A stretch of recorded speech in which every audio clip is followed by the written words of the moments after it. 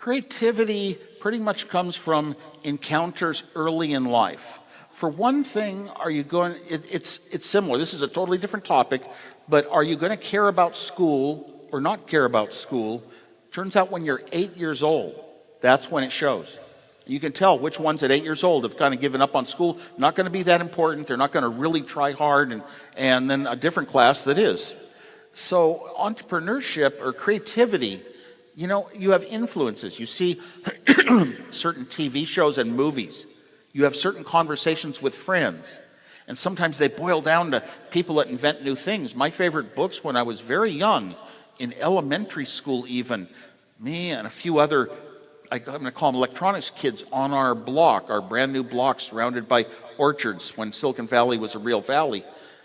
And we would buy Tom Swift Jr. books and read about this young engineer who had friends and had girlfriends and had a father, and he owned a company with his father. And if there was a tragedy on Earth, he'd go into a laboratory and design and build a solution within a couple weeks. And these were our heroes, Who are your heroes when you're young? You grew up thinking, gosh, if I could ever build those. And we had science fairs. Science fairs are outside of school.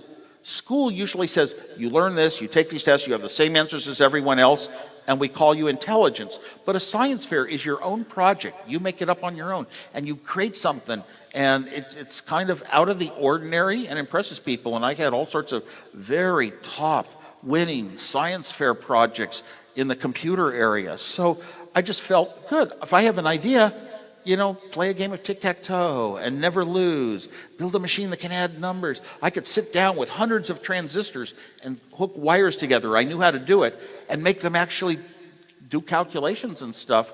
And I just loved doing this because I was good at it, no other thing. One of the things you can do if you know electronics and how to solder pieces together with a soldering iron, connect them all. Back in those days, you could build your own ham radio, and I built my own transmitter. I built my own receiver kit. Every bit of it I built myself, and I was only 10 years old, and I got a license, and now I was a ham radio operator with a telegraph key, typing out messages. These things are fun. You either discover in your life, I want to be a part of all these new things and creating new things, and that was in me.